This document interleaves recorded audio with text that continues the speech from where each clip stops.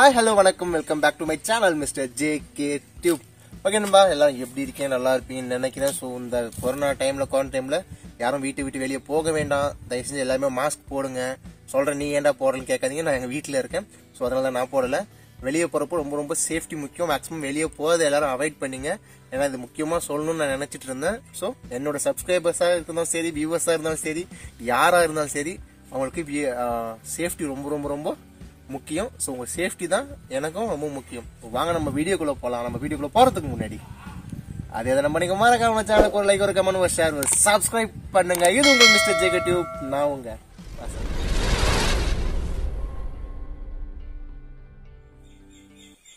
நம்ம வீடியோக்குள்ள வந்துட்டோம். சோ நம்ம வீடியோக்குள்ள போறதுக்கு முன்னாடி ஒரு முக்கியமான விஷயம் சொல்ல போறேன். நீங்க இந்த டிஸ்க்ளைமரா கூட எடுத்துக்கோங்க. அதாவது பாத்தீங்கன்னா இது வந்து முழுக்க கரண்ட் சம்பந்தப்பட்டது. நம்ம கரண்ட்ல செய்ய போறோம். முன்ன பின்ன கரண்ட் யூஸ் அந்த எலக்ட்ரிக்கல் தெரியாதவங்க, கரண்ட் யூஸ் பண்ணாதவங்க, இது சம்பந்தமான எந்த ஒரு வேலையும் தெரியாதவங்க இதை தயவு செஞ்சு பார்க்க வேண்டாம். இது ஒன்லி எக்ஸ்பெரிமெண்ட். இந்த மாதிரி செஞ்சு பார்த்தா இது வேலை செய்யுமா அப்படின்றதுக்காக தான் இந்த வீடியோ எடுத்துட்டு இருக்கேன். சோ தயவு செஞ்சு அனுபவம் இல்லாத யாருமே இந்த வீடியோவை பார்த்துட்டு இதை செய்ய வேண்டாம். இதெல்லாம் டிஸ்க்ளைமராகவே உங்களுக்கு முதல்ல சொல்லிக்கிறேன். ஓகே, இப்போ வாங்க நம்ம வீடியோக்குள்ள போலாம். சோ நம்மளுக்கு ஸ்டீம் வேப்பர், அதாவது வேப்பரைசர் செய்ய போறோம். இந்த வேப்பரைசர் செய்யறதுக்கு நமக்கு என்னென்ன தேவை அப்படின்னு பாத்தீங்கன்னா, இந்த மாதிரி பாக்ஸ் எடுத்துக்கோங்க. சும்மா வெறும் திக்னஸ் இல்லாத பாக்ஸ் இருக்குது, ஜிஎஸ்எம் சொல்லுவாங்க. நல்ல திக்னஸா இருக்கிற ஜிஎஸ்எம் வந்து இந்த பாக்ஸ் இருக்கு. இந்த வாட்டர் கேன் மாதிரியோ டப்பா மாதிரி இருக்கிறது வந்து மெல்ட் ஆயிடும். ஏன்னா நம்ம கரண்ட்ல சூடு பண்ண போறோம் இல்லைங்களா, அப்போ இந்த பாக்ஸ் வந்து நல்லா ஸ்ட்ராங்கா இருக்கணும். அப்பதான் வந்து இது வந்து மெல்ட் ஆகாம இருக்கும். அந்த ஸ்ட்ராங்கா இருக்கிற ஒரு பாக்ஸ் எடுத்திருக்கேன். சோ அதோட பிவிசி பைப் எடுத்திருக்கேன். நீங்க இது எந்த லெவல்ல இந்த பாக்ஸ்ல எவ்வளவு நீங்க கட் பண்ற அளவுக்கு இருக்கும் எடுத்துக்கோங்க. அதுக்கப்புறமா ஒரு மெட்டல் ஷீட் எடுத்திருக்கேன். சோ இந்த மெட்டல் வந்து நான் பாத்தீங்கன்னா அலுமினியம் மெட்டல் எடுத்திருக்கேன். சோ அதுக்காக வயர், இந்த கரண்ட் சப்ளை பண்றது வயரு, அடுத்த இதை ஒட்டுறதுக்காக ஃபெவிக்விக்கும் எம்ஷூர் எடுத்திருக்கேன். சோ ஃபர்ஸ்ட் என்ன பண்ணுவாங்க பார்க்கலாம். ஓகேப்பா, ஃபர்ஸ்ட் இந்த மெட்டல் ஷீட் வந்து நம்ம கட் பண்ணி எடுத்துக்கலாம். ஒரு பார்த்து கட் பண்ணுங்க. ஏன்னா இது வந்து ஷீட் கண்டிப்பா வந்து கையை கிடிக்கிறதுக்கு வாய்ப்பு இருக்கு. அதனால கொஞ்சம் சேஃப்டியா அதை கட் பண்ணி எடுத்துக்கோங்க. ஓகே, நம்ம இப்ப பாத்தீங்கன்னா இந்த மாதிரி 2 மெட்டல் ஷீட் வந்து நான் கட் பண்ணி எடுத்திருக்கேன். ஸோ இதன் மூலியமா தான் நம்ம வந்து கரண்ட் வந்து பாஸ் பண்ண போறோம் தண்ணியில. அதுக்கப்புறம் என்ன பண்ணலாம் பாத்தீங்கன்னா, இந்த மாதிரி பிவிசி பைப் எடுத்துங்க. இந்த பிவிசி பைப்புக்குள்ள வந்து, அதாவது நம்ம இந்த இதை வந்து இதுல ஹோல்ட் பண்ணணும் இந்த பைப்புக்குள்ள. அதுக்காக இன்னொரு பிவிசி பைப்பையே நான் கட் பண்ணி ஸ்ட்ரைட்டிங் பண்ணி வச்சிருக்கேன். இந்த மாதிரி இந்த 2 பிவிசி ஷீட்டை வந்து நம்ம இதுக்குள்ள ஒட்டி இது உள்ள அனுப்பிடலாம் ஃபெவிக்விக் போட்டு. வாங்க பார்க்கலாம்.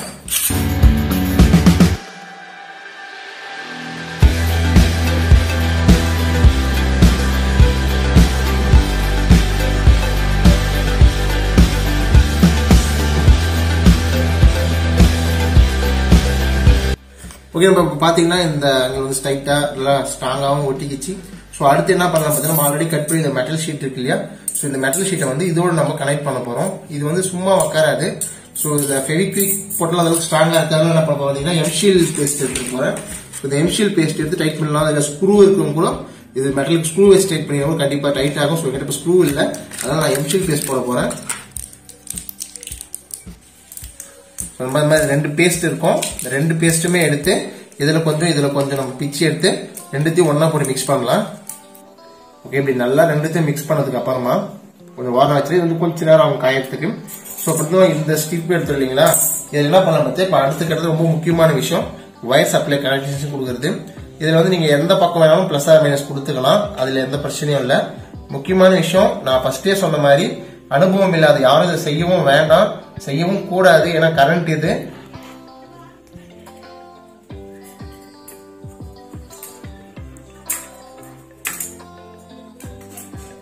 இது லூஸ் கான்டாக்ட் இல்லாத அளவுக்கு ரொம்ப இறுக்கமா டைட் பண்ணிங்க.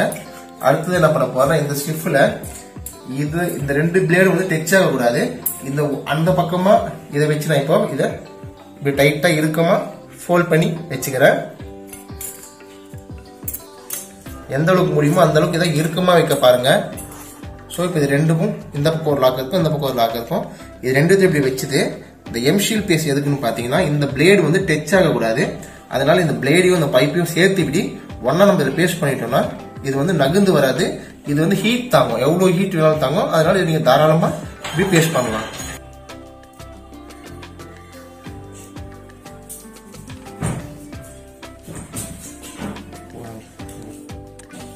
ஓகே, நம்ம பாத்தீங்கன்னா நம்ம ரெண்டு பக்கமும் இதை நம்ம இதில் பேஸ்ட் பண்ணிட்டோம். ஸோ இது வந்து ஒரு 15-20 நிமிஷத்துக்கு மேலே காயணும். 1 hour காய்ச்சா கூட பிரச்சனை இல்லை. இது எந்த அளவுக்கு காயுதோ அந்த அளவுக்கு இறுக்கமா பிடிச்சிக்கும். ஸோ இது ஃபர்ஸ்ட் நம்ம இப்போ காய வச்சிடலாம். ஓகே, நம்ம இப்போ அது காஞ்சிட்டு இருக்கட்டும். அதுக்குள்ள நம்ம வந்து அடுத்த வேலையை பார்க்கலாம். ஸோ இந்த பாக்ஸ்ல வந்து பாத்தீங்கன்னா இந்த பாக்ஸுக்குள்ள இந்த பொசிஷன்ல இப்போ இது இப்படி உட்கார போகுது. ஓகேங்களா? ஸோ இதுக்குள்ள இந்த பைப் வச்சு நம்ம கிளாம்ப் ஃபிக்ஸ் பண்ணதுக்கு அப்புறம் இந்த இடத்துல ஒரு ஹோல்ட் பண்ணணும். ஏன்னா இந்த பைப் உள்ள போறதுக்காக நம்ம ஹோல்ட் பண்ண போறோம். இங்கேயும் ஒரு ஹோல்ட் பண்ணாதான் பைப் வந்து நம்மளுக்கு உள்ள போய் உட்காரும். ஓகே, நம்ம இதுக்கு மாதிரி பாத்தீங்கன்னா நம்ம வீடியோல இந்த ஜாரும் ஒரு பேஷன் மாதிரி ஒரு பிளாஸ்டிக்ல காட்டியிருந்தோம். ஸோ அது பாத்தீங்கன்னா எங்க அம்மா தக்காளி போடுறாங்க, அதனால அது வாங்கிட்டு போயிட்டாங்க. மறுபடியும் பாத்தீங்கன்னா நம்ம போயிட்டு ஒரு ஜெக் எடுத்துட்டு வந்திருக்கேன். ஸோ இந்த ஜெக் வந்து அதை விட பெட்டரா இருக்கு. இது அழகா இந்த ஜெக் வந்து டிசைனா கட் பண்ணி எடுத்திருக்கும். ஸோ அதை விட இது பார்க்கவும் அழகா அட்ராக்டிவா இருக்கு. இந்த ஜெக் தான் வந்து இதுக்கு மேல வந்து செட் பண்ண போறோம். இப்போ நம்ம இதை வந்து ஹோல்ட் பண்ணி ஆயிடுச்சு. அடுத்ததான் நம்ம கிட்ட இருக்க அந்த காயில் லிக்விட் செஞ்சு வச்சிருந்தீங்கன்னா அந்த காயில் பைப்பை கொண்டு வந்து இதுல இறக்கி இப்போ நம்ம இதுல ஒட்டணும். வாங்க பார்க்கலாம். ஓகே, நம்ம காயில் வந்து ரொம்ப இறுக்கமா இருக்கு. ஸோ இது இடம் நகராது. இந்த ரெண்டுக்கும் வந்து கேப் இருக்கணும். இது வந்து டச் ஆகாத மாதிரி இறுக்கமா ஒட்டி இருக்கேன். அடுத்த இந்த காயில் வந்து இந்த பைப்புக்குள்ள நம்ம இறுக்கமா அழுத்தி உள்ள தள்ளி ஒட்ட வச்சுக்குவோம். மேக்சிமம் நம்ம ஒட்ட தேவையில்லை. நம்ம இது வந்து ரொம்ப இறுக்கமா இருக்கு. இப்ப தள்ளும் போதே தெரியும் உங்களுக்கு. ஓகே, பாத்தீங்கன்னா பைப்பே வந்து எக்ஸ்டெண்ட் ஆகுது. அந்த அளவுக்கு இது வந்து ரொம்ப இறுக்கமா இருக்கு. இது நம்ம எதுவும் ஒட்டணும்னு கூட அவசியம் இல்லை. இருந்தாலும் நம்ம சேஃப்டிக்கு என்ன பண்ணலாம் பாத்தீங்கன்னா ஒரு 2-3 டிராப் ஃபெவிக்விக் இது மேல விட்டோம் அப்படின்னா அது சுத்தமா போயிட்டாங்க இறுக்கமா பிடிச்சிக்கும். ஸோ இங்க ஒரு ஃபெவிக்விக் நான் ஒரு 3-4 டிராப் இந்த பக்கமும் விட்டுடுறேன். ஏன்னா அது எவ்வளவு இறுக்கமா பிடிக்குன்னு உங்களுக்கே தெரியும். ஓகே, நம்ம அடுத்த மூடி எடுத்துக்குவோம். இந்த மூடிக்குள்ள நம்ம இந்த ஒயர் இழுத்து இங்க லாக் பண்ண உள்ள விட்டு இந்த வழியை எடுக்கணும். அதுக்கு என்ன பண்ணலாம் பாத்தீங்கன்னா நம்மளுக்கு அது இழுக்கும் போது மூடி இங்க இருந்து காயில இருந்து பிச்சுட்டு வராதுக்கு முன்னாடி இந்த இடத்துல ஒரு முடிச்சு போட்டுருவோம். இந்த காயில இருந்து இது கழண்டு வராத அளவுக்கு இறுக்கமா பாத்துக்கும். இப்ப பாத்தீங்கன்னா உங்களுக்கு தெரியும் இந்த மூடி வந்து இங்கே இறுக்கமா இதை நிறுத்திடும். ஓகே, நம்ம வந்து இந்த இதை வந்து நம்ம பேஸ்ட் பண்ணிடலாம் பைப்பை. ஸோ கொஞ்சம் அதுக்கு மாதிரி ஃபெவிக்விக் நம்ம இந்த பைப்பில் அப்ளை பண்ணிக்கணும்.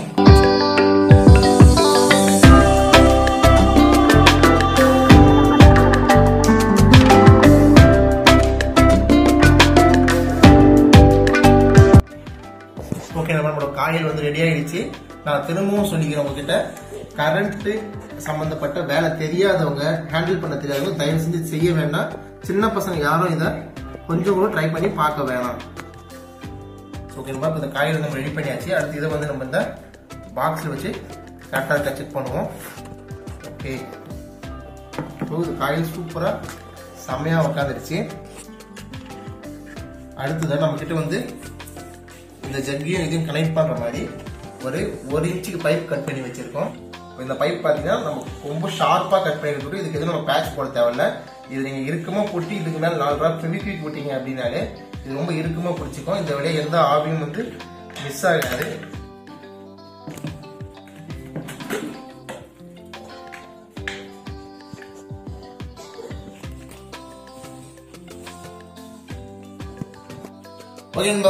நம்ம வந்து இதை செஞ்சு முடிச்சிட்டோம்.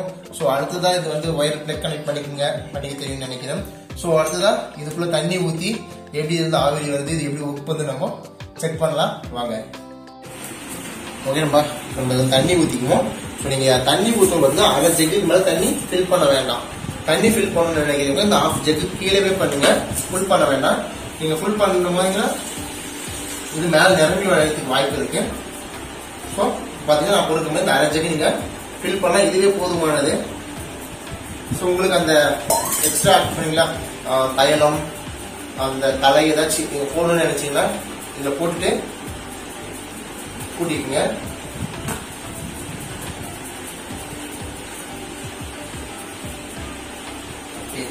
டைட்டா போட்டுங்க. ஏன்னா ஆவி வந்து இது மேலதான் வரணும். இந்த ஓப்பன்ல வெளியே போயிடக்கூடாது.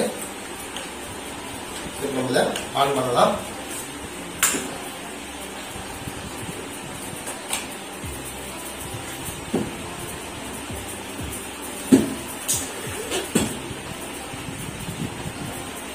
ஆன் பண்ணியாச்சு. ஸோ இது ஸ்டீம் வேப்பர் ஆகுது. மினிமம் ஒரு 5 நிமிஷம் தான் தேவைன்னு நினைக்கிறேன். ஸோ வெயிட் பண்ணலாம். நம்ம சொன்ன 5 நிமிஷம் ஆயிடுச்சு. ஸோ இந்த ஸ்ட்ரீம் வந்து இப்போ ஸ்ட்ரீம் வெளியே வர ஆரம்பிச்சிருச்சு. ஸோ இதை நீங்கள் உங்களுக்கு தேவையான தைலம் அது எதுவும் ஆட் பண்ணிக்கோங்க. இப்போ பார்த்தீங்கன்னா இது ரன்னிங்கில் இருக்கு. நான் இப்போ இதில் கை வச்சுட்டு இருக்கேன். ஓகேங்களா, இது ஓடிட்டு இருக்கு, ரன்னிங்கில் இருக்கு. நான் இதில் கை வச்சுட்டு இருக்கேன். இப்போ இது ஸ்ட்ரீம் வரதை நீங்கள் லைவாகவே பார்க்கலாம். கொதிக்கிறது நல்லாவே தெரியும். ஸோ ஸ்ட்ரீம் வரத்தோடு உங்களுக்கு அது அந்த புகை மறைச்சிடும். ஸோ கேமராவை க்ளோஸ்அப்பில் கொண்டு போக முடியல. இந்த ஸ்ட்ரீம் வந்து அந்த கேமராவை வந்து இது பண்ணுது. பாக்ஸும் பார்த்தீங்கன்னா நான் இப்போ அந்த பாக்ஸ் மேலே கை வச்சுட்டு இருக்கேன். கரண்ட் வந்து வெளியே வந்து ஜென்ரேட் ஆகல. ஒரு மீடியமான கொதிநிலை வந்த உடனே என்ன பண்ணுறீங்கன்னா நீங்கள் வந்து ஸ்ட்ரீமர் வந்து ஆஃப் பண்ணிடுங்க.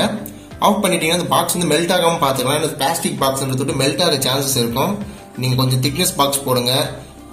நான் ஃபர்ஸ்ட் சொன்ன மாதிரி கரண்ட் தெரியாதவங்க யூஸ் பண்ணாதீங்க. இப்போ நான் இதை ஃபுல்லாக பிடிச்சிருக்கேன். ஸோ நான் கையிலே தூக்கி பிடிச்சிருக்கேன். பிடிக்கும்போது கொஞ்சம் சூடாக இருக்குது பாக்ஸு.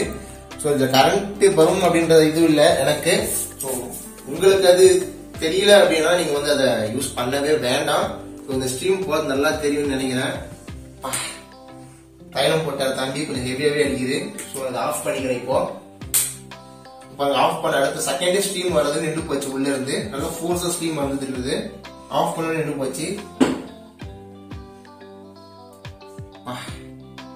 தைலம் நிறைய போட்டீங்க தம்பி, ரொம்ப ஹெவியா இருக்கு.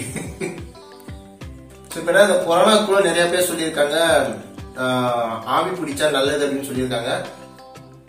கொரோனால இருக்கிறவங்களுக்கும் ஆவி பிடிக்கலாம். இருந்தாலும் இது வந்து கரண்ட்ல செஞ்சுட்டு இருக்கோம். அதனால இது ஃபுல் சேஃப்டியான்னு கேட்டால் என்னால் 100% ஷோர் சொல்ல முடியாது. ஏன்னா இது செய்யறவங்களை பொறுத்து இருக்கு இதோடைய சேஃப்டின்றது. இந்த வீடியோ உங்களுக்கு எல்லாருக்கும் பிடிச்சிருக்கு நான் நம்புறேன். உங்களுக்கு இந்த வீடியோ பிடிச்சிருந்துச்சுன்னா மறக்காம ஒரு லைக், ஒரு கமெண்ட், ஒரு ஷேர், சப்ஸ்கிரைப் பண்ணுங்க. மறக்காம எல்லா ஃப்ரெண்டுக்கும் இந்த வீடியோ ஷேர் பண்ணுங்க. இதே மாதிரி அடுத்து ஒரு சுவாரஸ்யமான வீடியோ உங்களை சந்திக்கிறேன். அதுவரை உங்களிடம் இருப்பது உங்கள் வசந்த்.